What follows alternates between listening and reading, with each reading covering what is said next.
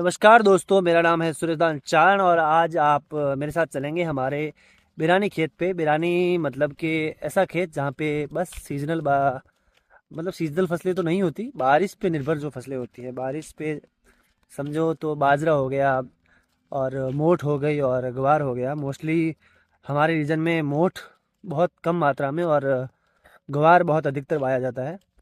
तो बात यह है कि जो बिरानी खेत होते हैं उसमें मतलब पानी की कोई व्यवस्था नहीं होती है। जहाँ पे ऐसा हो कि कोई रेगुलेटर हो पानी का कि आपके पानी मिलेगा 15 दिन 20 दिन में पानी आता रहेगा। मतलब बहुत ही खारा पानी है। ज़मीन के अंदर जो पानी है हमारे वो खारा है। 90 80 90 खोदने के बाद में जो ज़मीन के स्तर के पहले स्तर पे जो पानी रहता है वो मीठा रहता है। उस हिसाब से लोग खोद भी देते हैं तो उससे 4 5 फुहारे चलते हैं, वो 2 साल 3 साल चल जाएंगे। उससे कोई खेती ऐसी होती नहीं है तो लोग वो कराना पसंद ही नहीं करते। उससे ज़्यादा आप अगर नीचे जाते हैं पानी में तो पानी बहुत ही गंदा और बहुत ही खारा, जो फसलों के लिए तो बहुत ही एकदम जहरी मानो। तो उससे फसलें तो होगी नहीं। तो बस अब कुछ बारिश हुई थी अच्छी इस साल। उस बारिश को मतलब देखते हुए लोगों ने अपनी फसलें बो दी। जो कि अपने बैरानी खेत हैं, धोरे टिब्बे सापसी रेत उसमें जो खेत होते हैं बस। अब देखा जाएगा कि अगर बारिश होती है वापस अच्छी, क्योंकि 15 दिन से बारिश नहीं हो रही है तो फसलें वापस मुरझा गई हैं।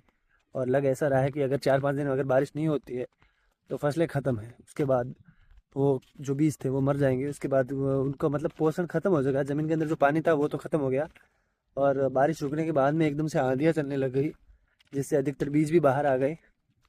तो आज जाके खेत का थोड़ा सा मुआयना करेंगे, क्या हाल है उसका, क्या फसलें टिक पाएंगी या नहीं। तो चलिए मिलते हैं खेत पे। तो थोड़ा सा रास्ता पार किया है, सोचा आपसे फिर से बात करूं। बात यह कि जो आप रास्ता देख रहे हैं एकदम से रेतीला रास्ता, सरकार ने थोड़े प्रयत्न किए थे एक कंक्रीट का रास्ता बनाने के। पर अधिकतर ये होता है कि इन टिब्बों में आप कैसे भी रास्ते बनाएं, रेत बहुत कटती है। रेत की हवाएं चलती हैं, आंधियाँ चलती हैं, तो ये छोटे मोटे रास्ते टिक नहीं पाते। इसके लिए परमानेंट सोल्यूशन चाहिए होता है, पर सरकार के पास ऐसा बजट आता नहीं है शायद से, या सरकार निकम्मी है, काम करवाना नहीं चाहती, तो किसान को मतलब भुगतना ही पड़ेगा। तो ये रास्ते कभी नहीं बन पाएंगे। और मेरे हिसाब से तो मैं कई सदियों से देख रहा हूँ, सदियाँ तो मैंने शायद से मैं जी नहीं है अब तक, फिर भी बचपन से देखता आ रहा हूँ। यहाँ पे कभी रास्ता था ही नहीं और ये रास्ता वैसा ही है जैसा आज से 15 20 साल पहले रहा होगा। तो शाम का मौसम, बहुत सारे रेगिस्तानी झाड़ियाँ, ये बबूल का पेड़ अधिकतर राजस्थान में यही दिखेगा आपको, और वो सफ़ेदा। ये नहर के किनारे पे सबसे ज़्यादा यही बोया जाता है, क्योंकि नहरों में पानी का ये होता है कि नहर के आसपास जो नहर के जो मिट्टी होती है वो मिट्टी दलदली हो जाती है। उस मिट्टी को दलदल बदलने से बचाने के लिए अधिकतर क्षेत्रों में ये सफ़ेदा पेड़ लगाए गए हैं। तो क्या कि ये पानी के मतलब एकदम से घोर कहो तो ये पानी के लिए एक राक्षस हैं। कहे तो ये बहुत सारा पानी पीते हैं।